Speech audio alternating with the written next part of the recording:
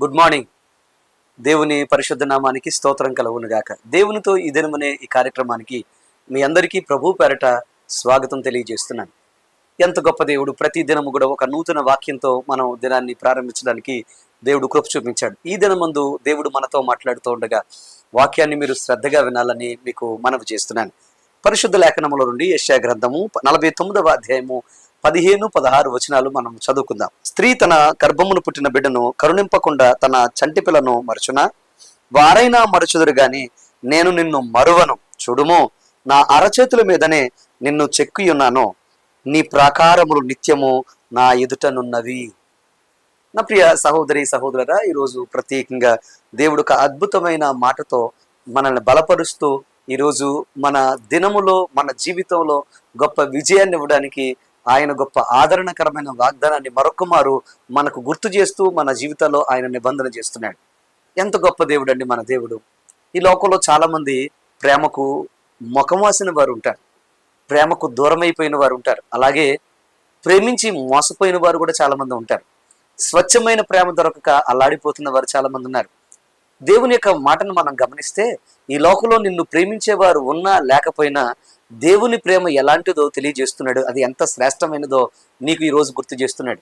చాలా మంది జీవితంలో కట్టుకున్నవారు, అలాగే కన్నవారు, అలాగే వారి జీవితంలో ఆత్మీయులను కోల్పోయిన తర్వాత, దూరం అయిపోయిన తర్వాత, బంధాలు బలహీనమైపోయిన తర్వాత ఒంటరితనంతో, బాధతో, వేదనతో వారు చాలా కృంగిపోతూ ఉంటారు. చాలా మంది ఒంటరిగా ఫీల్ అవుతూ ఉంటారు. అయ్యో, నేను చాలా లోన్లీగా ఉన్నానే, నాతో ఎవరు పలకరించేవారు లేరు. ఇంతకుముందు అంటే అందరూ ఉండేవారు నా చుట్టూరు, ఇప్పుడు ఎవరు పలకరించేవారు కూడా నాకు లేరు ఏంటనే బాధలో చాలా మంది ఉంటూ ఉంటారు. ఈ రోజున మీ జీవితాల్లో కూడా ఒకవేళ మీకు అలాంటి అనుభవాలు ఉన్నాయేమో, స్వచ్ఛమైన లేకపోతే ప్రేమ కోసం, లేకపోతే ఒక మంచి మాట కోసం ఎదురు చూస్తూ ఉన్నారేమో. నా ప్రియ తమ్ముడు, చెల్లి, ప్రియ సహోదరి సహోదరుడా, ఈ లోక సంబంధాలు, బాంధవ్యాలు అలాగే ప్రేమలో గతించిపోతాయి. కానీ ఈ రోజు నీతో మాట్లాడుతున్న నా ప్రభువైన యేసుక్రీస్తు ఆయన ఎంత నిన్ను ప్రేమించాడో ఒక్కసారి నువ్వు అర్థం చేసుకుంటే నీ జీవితంలో మరి ఎన్నడూ కూడా నువ్వు ఒంటరివాడవని, ఒంటరిదానవని నువ్వు ఎప్పుడు బాధపడవు అనే విషయాన్ని నువ్వు అర్థం చేసుకోగలుగుతావు. ఎందుకనంటే దేవుడు నీతోనే మాట్లాడుతున్నాడు. ఆయన ప్రేమ ఎలాంటిదంటే నిన్ను ఎలా ప్రేమించాడో చెప్తూ ఈ మాట అంటున్నాడు. ఏమన్నా తెలుసా? ఒక తల్లి తన బిడ్డను ప్రేమించిన దానికన్నా ఎక్కువగా తను ప్రేమించాడు, నేను నిన్ను ప్రేమిస్తున్నాను అని దేవుడు వాగ్దానం చేస్తున్నాడు. అంత మాత్రమే కాదు, నా అరచేతులలో నేను నిన్ను చెక్కుకున్నాను అని మరొకమారు నీకు గుర్తు చేస్తున్నాడు. నా ప్రియ సహోదరి సహోదరురా, తల్లికి మించిన ప్రేమ, తండ్రికి మించిన ఆదరణ ఈ రోజు ప్రభువైన యేసుక్రీస్తు నీకు అనుగ్రహిస్తున్నాడు. ఒకవేళ నిన్ను కన్నవారు ఒకవేళ నీకు దూరమైనప్పటికీ నిన్ను కన్న ఆ పరలోకపు తండ్రి, నిన్ను కొన్న ఆ పరలోకపు తండ్రి నీకెప్పుడు దూరంగా ఉండడం. అందుకోసమే ఆయన అంటున్న మాట, తల్లి ప్రేమకు మించిన గొప్ప ప్రేమను నీ మీద చూపిస్తూ నిన్ను విడువను, ఎడబాయను. ఎక్కడి వరకు తెలుసా? ఆఖరికి కడ వరకు. ఎంతవరకు అనంటే భూమి ఆకాశములు గతించినా గానీ నేను నిన్ను విడువను, ఎడబాయనని వాగ్దానం చేస్తూ నిన్ను ఆదరించడానికి ఆయన ఈ మాట చెప్తున్నాడు. నా ప్రియ తమ్ముడు, చెల్లి, ప్రియ సహోదరి సహోదరుడు, అందుకోసమే ఆయన మీద మీ నమ్మకం పెట్టుకొని నీవు ముందుకు నడవగలిగితే నీ జీవితంలో అద్భుతం చూస్తావు. అందుకోసం ఆయన అంటున్నాడు, చూడుము, నా అరచేతుల్లో నిన్ను చెక్కుకొని ఉన్నాను అని అంటున్నాడు. అవును, ఆయన చేతుల్లో మనము చెక్కబడిన వారము, ఆయన చేతుల్లో మనం మలచబడిన వారము. అంత మాత్రమే కాదు, ఆయన నీక రూపాన్ని ఇచ్చిన ఆయన గొప్ప దేవుడు అని నువ్వు మర్చిపోద్దని మీకు మనం చేస్తున్నాను. ఎందుకనంటే నిన్ను తన రూపం ఇచ్చి, తన స్వరూపం ఇచ్చి, తన జీవవాయువునిచ్చి ఈ లోకంలో నిన్ను ఒక అద్భుతమైన ఆయన ప్రతినిధిగా, ఆయన బిడ్డగా ఉంచిన దేవుడు నిన్ను విడిచిపెడతాను నువ్వు అనుకుంటున్నావా? ఈరోజు అలా అనుకుంటే నువ్వు మోసపోయినట్టే.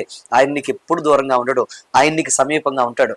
ఈ రోజున ఒకవేళ బాధతో, వేదనతో నాతో ఈ దినము ఎవరుంటారో, ఈ రోజున ఈ ప్రయత్నంలో, ఈ ఉద్యోగంలో, ఈ వ్యాపారంలో, ఈ పరిస్థితులు, నా జీవితంలో ఎవరుంటారు, నా చదువుల్లో ఎవరుంటారు, నా ఉద్యోగ ప్రయత్నాల్లో నాకు ఎవరు రికమెండేషన్ చేస్తారో, ఈ రోజు ఎప్పటి నుంచి, ఈ బాధ నుంచి నన్ను ఎవరు విడిపిస్తారు, నన్ను ఎవరు ఆదరిస్తారు అని ఒకవేళ నువ్వు భయపడుతూ బాధపడుతున్నావేమో, కంగారు పడుకో. దేవుడు నీతో ఉన్నాడు.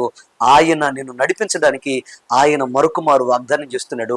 ఒకరిని తల్లి ఒకరిని ఆదరించినట్లుగా నేను నిన్ను ఆదరిస్తాను అని ఆయన వాగ్దానం చేస్తున్నాడు. అందుకోసమే బలము కలిగి నీ సమస్యలన్నీ తెలిసిన దేవుడు, నీకు ఏ కష్టం వస్తుందో, ఏ బాధ వస్తుందో, ఏ కన్నూరు వస్తుందో ముందే తెలిసిన దేవుడు, నీకు సమయానుకూలంగా వాటి యొక్క విరుగుడును సిద్ధపరిచిన వాడు, వాటిని ఎలా జయించాలో, ఎలా తప్పించాలో ఆయన ముందుగానే నీ కోసం ఒక పని చేసి పెట్టి నిన్ను నడిపిస్తున్న దేవుడు. మరిచిపోకుండా, నువ్వు కంగారు పడకుండా, నా దేవుడు నాతోనే ఉన్నాడు, గాఢాంధకారపు లోయలో సంచరించిన నన్ను విడువడు అనే ఒక అద్భుతమైన ధైర్యముతో ముందుకు సాగిపోయినట్లయితే ఈ రోజు నిన్ను నీ జీవితంలో ఆయన ఒక గొప్ప సాక్షిగా నిలబెడతాడు.